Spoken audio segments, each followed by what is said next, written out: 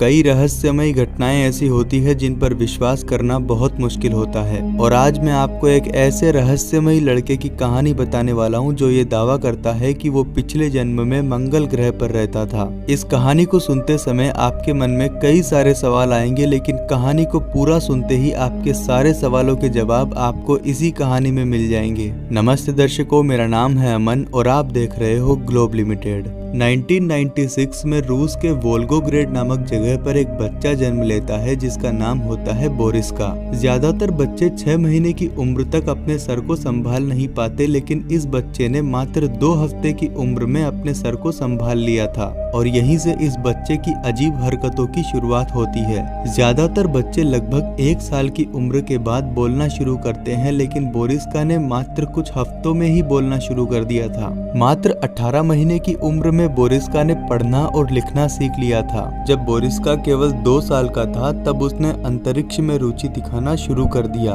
केवल 2 साल की उम्र में इस बच्चे को सभी ग्रहों की जानकारी हो गई थी। बहुत से विशेषज्ञों ने इस बच्चे को जीनियस बताया। समय के साथ साथ बोरिस्का की उम्र बढ़ती गई और जब वो 7 साल का हुआ तब उसने अपने माता पिता को एक ऐसी खबर सुनाई जिसने पूरी दुनिया को हैरान कर दिया। उसने बताया कि वो अपने पिछले जन्म में मंगल ग्रह पर रहता था और उसे यहाँ पर इस दुनिया को बचाने के लिए भेजा गया है। बोरिस्का बताता है कि जब वो अपनी पिछली जिंदगी में मंगल ग्रह पे था तभी उसे ये बता दिया गया था कि वो धरती पर जन्म लेगा। उसने ये भी बताया कि मैं अकेला नहीं हूँ, बल्कि धरती पर कई बच्चे ऐसे और भी हैं जिन्हें मंगल से भेजा गया है। बोरिस्का की इन बातों पर यकीन करना बहुत मुश्किल था और हो सकता है कि आपको भी इन बातों पर यकीन ना हो, लेकिन इतनी छोटी सी उम्र में अंतरिक्ष की इतनी जानकारी होना एक बहुत बड़ी बात है।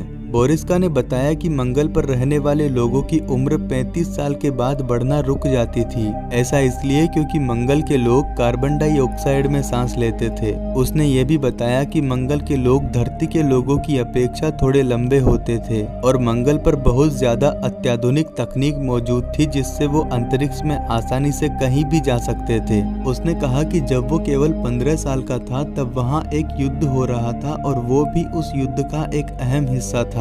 उसे भी वहां के अधिकारियों द्वारा एक उड़न तस्तरी मिली थी जिसकी सहायता से वो दुश्मन के इलाकों पर हमला कर रहा था। उसने कहा कि मैंने कई बार उस उड़न तस्तरी में बैठकर अंतरिक्ष की यात्रा की थी और कई बार तो वो धरती के पास से भी गुजर चुका था। उसने ये भी बताया कि मंगल बहुत आधुनिक हो गया था और यही आधुनिक तकनीक उनकी मौत का कारण बनी। वे समय यात्रा भी कर सकते थे। कुछ समय बाद मंगल के लोगों में आपस में परमाणु युद्ध हुआ और उसी परमाणु युद्ध के कारण आज मंगल सूना पड़ा है। उसने कहा कि आज धरती जिस हालात में है, एक समय उनका मंगल भी ऐसा ही हुआ करता था और मुझे पता है एक ना एक दिन ये धरती के साथ भी जरूर होगा और मैं यहाँ पर आप सभी को उससे बचाने आया हूँ। उसने कहा कि आज धरती ऐसे लोगों से भर चुकी है जिन्हें सिर्फ दुनिया पर राज करने की भूख है और ऐसे लोग मौका ढूंढते हैं परमाणु युद्ध छेड़ने का। इसी कारण मंगल भी आज सूना पड़ा है। उसने कहा कि धरती को बचाने के लिए मेरे पास एक तरीका है और उसके लिए गीजा के पिरामिड के पास बना हुआ स्फिंक्स का स्टेचू को खोलना पड़ेगा और इसे खोलने का राज इसके कान के पीछे छिपा होगा।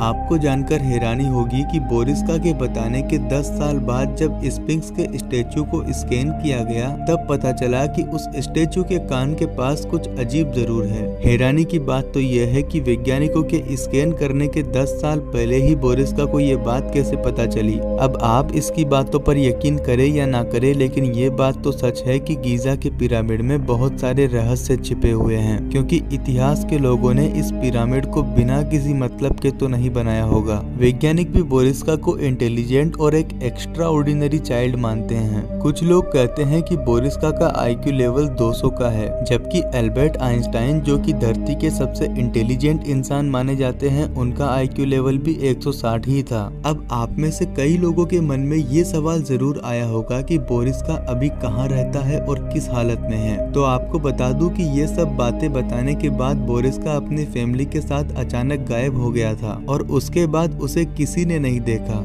रसिया के बड़े बड़े पत्रकारों ने उन्हें ढूंढने ढूंढने की कोशिश की, लेकिन वे भी बोरिस्का को नहीं ढूंढ पाए। हालांकि कुछ समय पहले रसिया के एक मिनिस्टर ने बताया था कि बोरिस्का को उसकी फैमिली के साथ एक सीक्रेट गांव में रखा गया है जहां किसी का भी जाना इम्पॉसिबल है। कुछ लोगों का मानना है कि बोरिस्का रशिया के अंतरिक्ष वैज्ञानिकों की मदद कर रहा है। हालांकि इन सब बातों में कितना सच है ये कोई नहीं जानता, लेकिन ये बात तो सच है कि वो एक नॉर्मल इंसान नहीं था। आप क्या सोचते हैं इस बारे में कमेंट करना मत भूलना, और साथ ही ये भी बता देना कि आपने इस बारिश के मौसम में कितने पेड़ लगाए हैं। मैं मिलता हूँ आपसे अगली वीडियो में, तब तक के लिए बहुत बहुत धन्यवाद।